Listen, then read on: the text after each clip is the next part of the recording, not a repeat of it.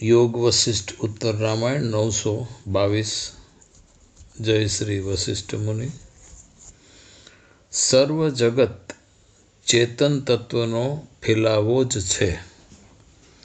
સંકલ્પ સ્ફુરણ જ કર્મને ધારણ કરનારું છે। પહેલા સંકલ્પ ઉઠે છે અથવા સ્ફુરણ ઉઠે છે। બાહ્ય રૂઢતા તેને મઢે છે, મમરાવે છે, મલાવે છે।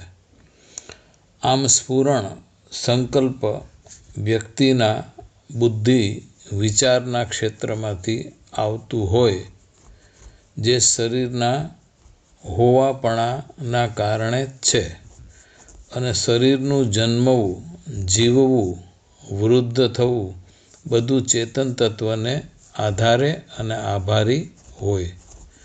પાપ પુણ્ય ભોગવવા માટે પદાર્થ તથા તેની અંદરની ગુણક્રિયા, ઘટત્વ આદિની જાતિ થઈને રહે છે। તેથી તમામ ચેતન તત્વના વિવર્ત જ છે। પહેલાં જ સંકલ્પ સ્ફૂર્તિ થાય છે, સંભવે છે। પછીથી કરીને અહંકાર પોતાની વૃત્તિ મુજબ કર્મના પ્રકારની રીતે કરીને કર્મ કરવા મથે છે। તો પછી માનવું જ પડે કે જીવ તથા કર્મની સત્તા તથા સ્ફૂર્તિ ચેતન સત્તાને આધીન છે। જગત તરીકેની શોભા આપણી સામે ખડી છે, તેની પાછળનું રહસ્ય જે ચેતન તત્વ વાસનારૂપી વાયુથી ઘેરાય અહંકારના તાબામાં રહી સંકલ્પરૂપી સ્ફુરણ તે છે।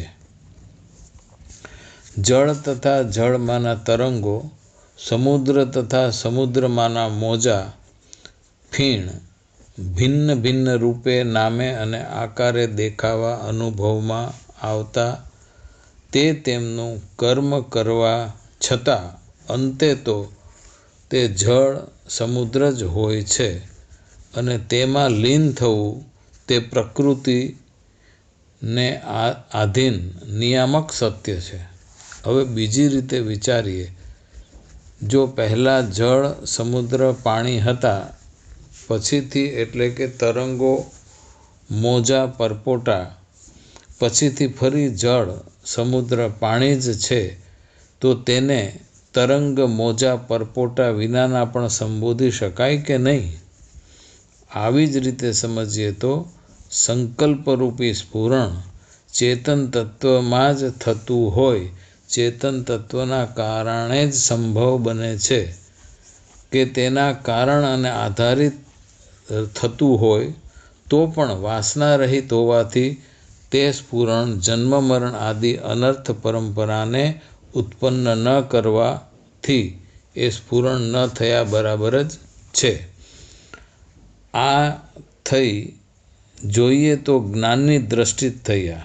આ કેવી થઈ? આ જ્ઞાનની દ્રષ્ટિ જ થઈ।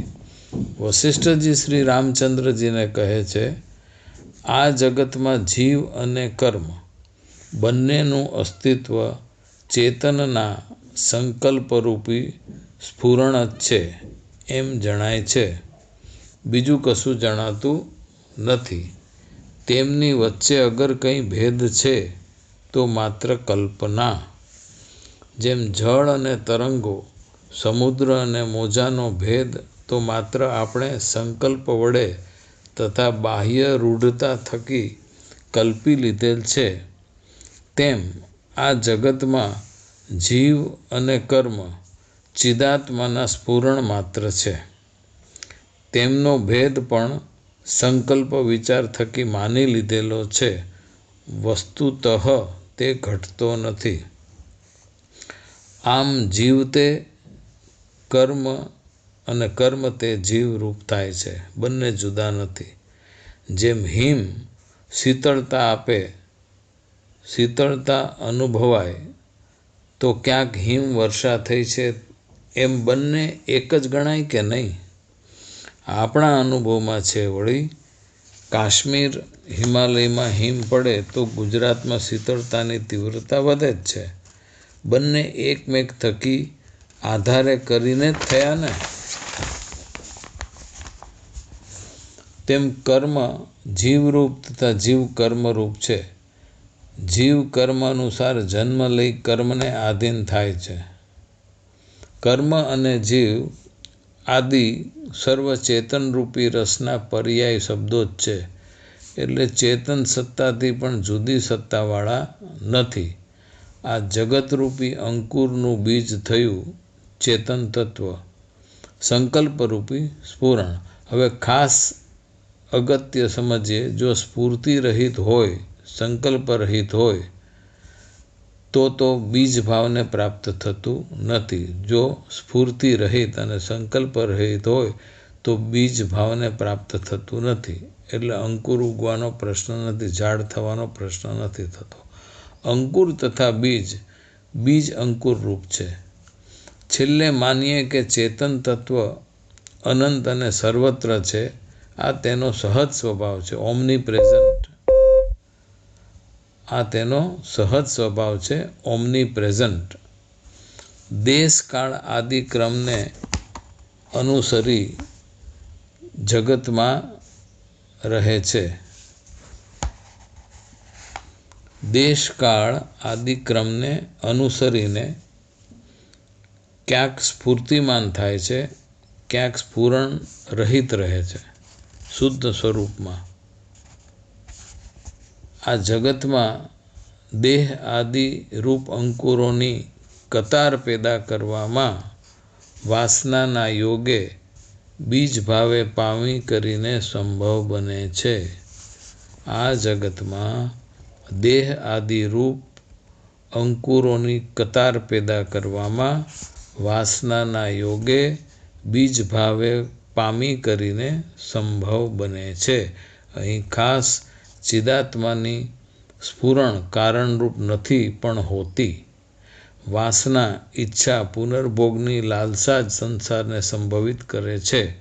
જ્ઞાનીમાં નિર્મળ સ્ફુરણ હોય છે, માત્ર તેનું હોવાપણું જ હોય છે.